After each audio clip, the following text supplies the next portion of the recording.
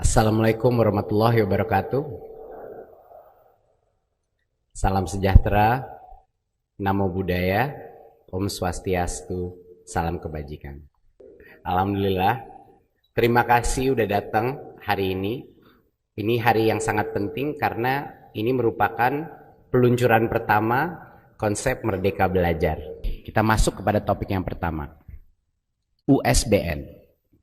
Semangatnya Undang-Undang Sisdiknas itu sudah jelas bahwa murid itu dievaluasi oleh guru dan kelulusan itu ditentukan melalui suatu penilaian yang dilakukan oleh sekolah. Itu memang semangatnya Undang-Undang Sisdiknas. Pada saat ini yang terjadi adalah dengan adanya USBN, semangat kemerdekaan sekolah itu menentukan penilaian yang tepat urusan anak itu tidak terjadi atau tidak optimal karena dia harus mengikuti soal-soal yang berstandar, artinya kebanyakan pilihan ganda, kebanyakan format yang hampir sama seperti UN. Dan kurikulum 2013 itu sebenarnya semangatnya adalah kurikulum yang berdasarkan kompetensi. Nah, kompetensi-kompetensi dasar yang ada di 2013 dan standar pendidikan kita itu sebenarnya sangat sulit hanya dites dengan pilihan ganda. Karena itu tidak cukup untuk mengetahui berbagai macam kompetensinya. Jadi kemana arahan kebijakan baru kita? Untuk 2020, USBN itu akan diganti, dikembalikan kepada esensi Undang-Undang Sisdiknas, kepada setiap sekolah untuk menyelenggarakan ujian kelulusannya sendiri. Dengan tentunya mengikuti kompetensi-kompetensi dasar yang sudah ada di kurikulum kita. Ini tidak berarti bahwa sekolah yang belum nyaman merubah tes kelulusannya dari yang USBN sebelumnya harus berubah. Ini harus saya tekankan. Ini tidak memaksakan sekolah untuk harus berubah tes kelulusannya. Kalau sekolah itu masih belum siap untuk melakukan perubahan, kalau dia ingin menggunakan format seperti USBN yang tahun lalu, dipersilahkan. Tetapi bagi sekolah-sekolah yang ingin melakukan perubahan, bagi sekolah-sekolah yang ingin melakukan penilaian dengan cara lebih holistik, itu diperbolehkan. Untuk yang kedua, UN. Ada beberapa isu atau masalah dengan UN pada saat ini. Dan ini berdasarkan survei dan diskusi dengan berbagai macam orang tua, siswa, guru-guru, dan kepala sekolah juga.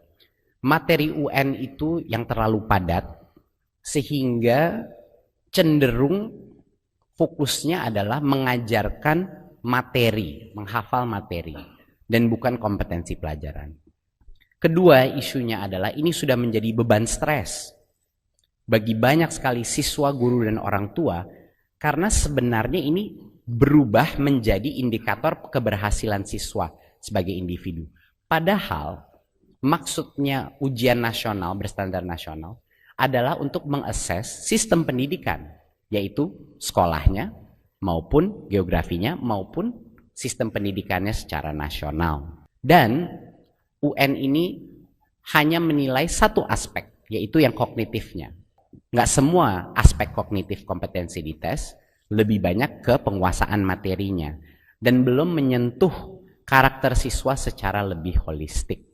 Untuk 2020, UN akan dilaksanakan sesuai seperti tahun sebelumnya. Tapi itu hari terakhir UN seperti format sekarang diselenggarakan. Di tahun 2021 UN itu akan diganti menjadi asesmen kompetensi minimum dan survei karakter. Nah, akan saya jelaskan. Yang pertama adalah penyederhanaan asesmen ini. Secara nasional kita membutuhkan tolak ukur. Tidak bisa sama sekali kita tidak punya tolak ukur. Tapi apa yang diukur dan siapa yang diukur, itu yang akan berubah. Asesmen kompetensi minimum adalah kompetensi yang benar-benar minimum, di mana kita bisa memetakan sekolah-sekolah dan daerah-daerah berdasarkan kompetensi minimum. Apa itu materinya? Materinya yang bagian kognitifnya itu hanya dua. Satu adalah literasi, dan yang kedua adalah numerasi. Literasi itu bukan hanya kemampuan membaca, Bapak-bapak dan Ibu-ibu. Literasi adalah kemampuan menganalisa suatu bacaan, kemampuan mengerti atau memahami konsep di balik tulisan tersebut. Itu yang penting. Dan yang kedua, numerasi itu adalah kemampuan menganalisa menggunakan angka-angka dan matematika.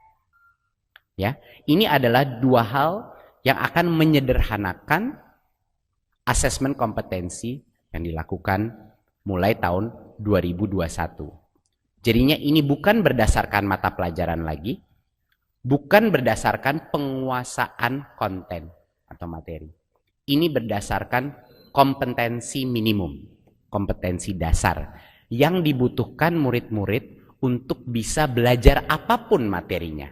Ya, ini adalah kompetensi minimum yang dibutuhkan murid untuk bisa belajar apapun mata pelajarannya. Dan yang terakhir adalah akan ada survei karakter. Ini luar biasa pentingnya Bapak-bapak dan Ibu-ibu. Karena pada saat ini secara nasional hanya data yang kita punya ini hanya data kognitif. Kita tidak mengetahui mengenai kondisi ekosistem di dalam sekolahnya murid kita. Kita tidak mengetahui apakah azas-azas Pancasila itu benar-benar dirasakan oleh siswa-siswa se-Indonesia. Kita akan menanyakan survei-survei untuk mengetahui di ekosistem sekolahnya bagaimana implementasi gotong royong. Apakah level toleransinya sehat dan baik di dalam sekolah itu? Apakah well-being atau kebahagiaan anak itu sudah mapan? Apakah ada bullying yang terjadi kepada siswa-siswi di sekolah itu? Survei ini akan menjadi suatu panduan buat sekolahnya dan buat kami, dan buat dinas dan buat Kementerian Pendidikan dan Kebudayaan. Survei karakter ini akan menjadi tolak ukur untuk bisa memberikan umpan balik, memberikan feedback kepada sekolah-sekolah untuk melakukan perubahan-perubahan yang akan menciptakan siswa-siswi yang lebih bahagia dan juga lebih kuat azas-azas Pancasilanya di dalam lingkungan sekolah. Ini yang pertama dari sisi materinya. Dan yang kedua adalah kapan asesmen kompetensi ini dilakukan, itu sangat penting. Yang tadinya di akhir jenjang, kita akan ubah itu di tengah jenjang. Ya, yang tadinya di akhir jenjang, kita akan ubah di tengah jenjang. Kenapa? Dua alasan. Alasan pertama adalah kalau dilakukan di tengah jenjang, ini memberikan waktu untuk sekolah dan guru-guru untuk melakukan perbaikan sebelum anak itu lulus jenjang itu. Bayangkan Bapak-bapak, Ibu-ibu, sekarang kita memberikan assessment, tapi itu guru-guru dan kepala sekolah sudah tidak bisa melakukan perbaikan kepada murid-murid yang benar-benar membutuhkan bantuan ekstra maupun juga peningkatan kualitas pembelajaran mengikuti hasil asesmen tersebut. Kalau itu dilaksanakan di tengah jenjang, ini memberikan waktu bagi semua unit pendidikan kita untuk melakukan perbaikan.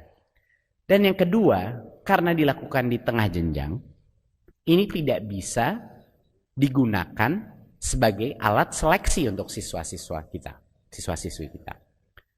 Tidak lagi menimbulkan stres di orang tua dan anak-anak.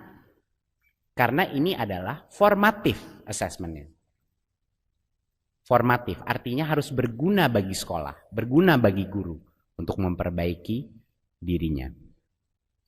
Dan poin ketiga yang terpenting, ini kita asesmen kompetensi ini dan survei karakter ini bukan hanya kita mengikuti ide-ide kita sendiri saja.